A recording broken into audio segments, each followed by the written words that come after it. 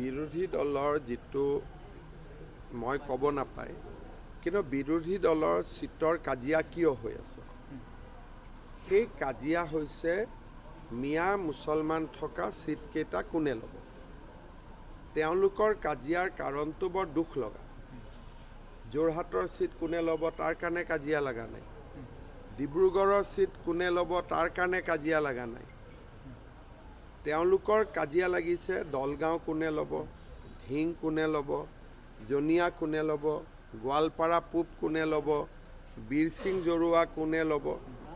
ই কি প্ৰমাণ কৰে যে মই যে আজি ইমান দিন কৈ আছোঁ যে কংগ্ৰেছে হওক অখিল গগৈয়ে হওক তেওঁলোকৰ একমাত্ৰ ইচ্ছা হ'ল মাইনৰিটি চিটত ইলেকশ্যন খেলা।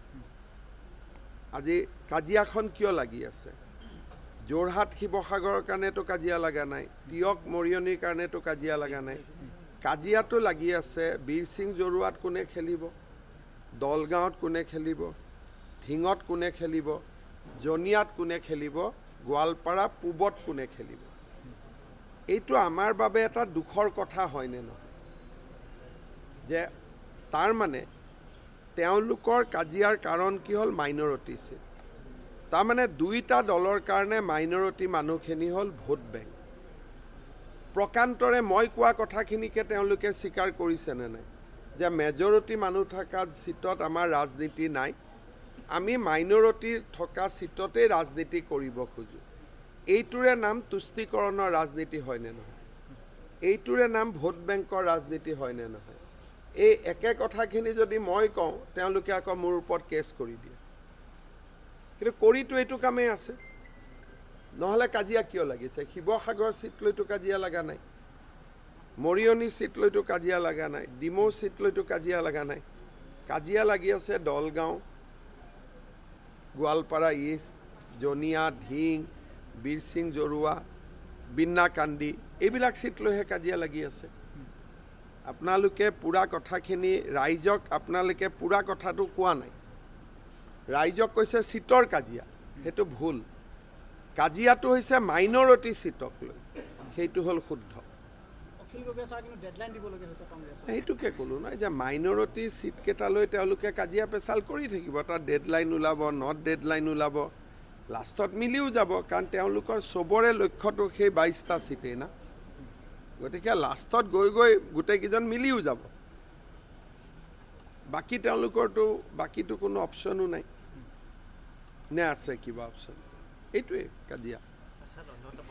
কালি প্ৰিয়ংকা গান্ধী আহি গ'ল ৰাজীৱ ভৱনৰ পৰা, এতিয়া খবৰ ভিতৰৰ পৰা খবৰ আহিছে যে গৌৰৱ গগৈক ধমক দি গৈছে ভূপেন বৰাকেও যাব। মই জানাত মোৰ লগত এখন কাগজ আছে, কিমান দূৰ সঁচা মিছা মই চাব লাগিব।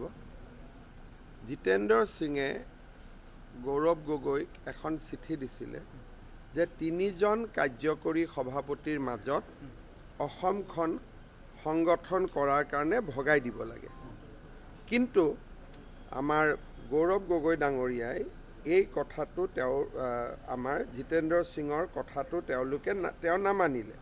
মোৰ হাতত অৰ্ডাৰখন আছে, মই দেখুৱাইছোঁ ৰ'ব যদি লগত আছে। তেওঁলোকে অৰ্ডাৰ দিছিলে যে জাকিৰ চিকদাৰে মানকাছাৰ চাব, ধুবুৰী চাব, গোৱালপাৰা চাব, বঙাইগাঁও চাব, বৰপেটা, কোকৰাঝাৰ, চিৰাং, বাক্সা, তামোলপুৰ, বজালী, ওদালগুৰি, দৰং।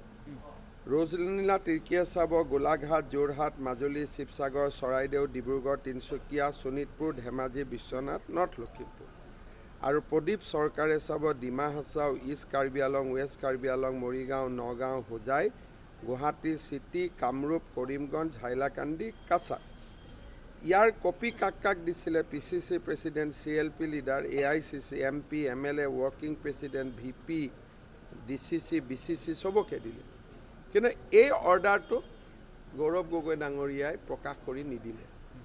তাকে লৈও কালি তেওঁলোকৰ ভিতৰতে প্ৰিয়ংকা গান্ধীৰ উপস্থিতিটো এই বিষয়টো লৈও কাজিয়া পেচাল হৈছে। আৰু ৰাতি 3টালৈকে কাজিয়া মিলাওঁতেই সময় গ'ল।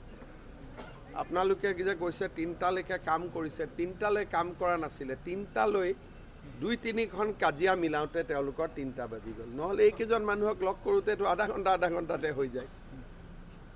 সেইটো কাৰণেহে ইমান ৰাতি হ'ল। আৰু মোৰ বেয়াও লাগিছে যে প্ৰিয়ংকা গান্ধীয়ে ইয়াত আহি পেলাই কাজিয়া মিলাবলগীয়া হৈছে। ভাল নালাগে দিয়কচোন। প্ৰিয়ংকা গান্ধীক আমি সুধিছিলোঁ যে পাকিস্তানৰ লগত গৌৰৱ গগৈৰ যিটো লিংকৰ কথা, সেই প্ৰসংগত তেওঁক সোধোতে তেওঁ কৈছে যে মুখ্যমন্ত্ৰীগৰাকীয়ে এতিয়া যুৱ প্ৰজন্মৰ সংস্থাপনৰ বিষয়ে সোধক আৰু যুৱ প্ৰজন্মই উন্নয়নৰ কাৰণে, অসমৰ উন্নয়নৰ কাৰণে কি কৰিছে আপোনাক ওলোটাই কুৱেশ্যন কৰিব লাগে বুলি। আপোনালোকে নিজেই জানে মই কি কৰি আছোঁ। ডেইলি CM, AAA, চৰকাৰী চাকৰি যি কৰিব লাগেতো ময়ে কৰি আছোঁ। সেইটো সুধিবলগীয়া কি আছে? আপোনালোকেতো দেখাই পাই আছে, আপোনালোকৰ টিভিত ওলাই আছে ডেইলি। কিন্তু পাকিস্তানটোতো পাকিস্তানেই না, সেইটো কেনেকৈ এৰিব আপুনি? প্ৰিয়ংকা গান্ধীক কোৱা হৈছিলে যে এপিছডটোৰ কথাও CM ছাৰে কৈছে, তেখেতে তেতিয়া কৈছে যে পাকিস্তানৰ লিংকটোৰ বাহিৰে গৌৰৱ গগৈ, হিমন্ত বিশ্ব শৰ্মা ডাঙৰীয়াক সুধিব লাগে যে উন্নয়নৰ বাবে কি কৰিছে। উন্নয়নৰ বাবে কি? ভাস্কৰ বৰ্মা সেইটো কালি গুৱাহাটী এয়াৰপৰ্ট, যোৰহাট ফ্লাইঅভাৰ, এতিয়াতো মানুহে কৈছে উন্নয়নেই নালাগে বুলি কংগ্ৰেছে কৈ আছে।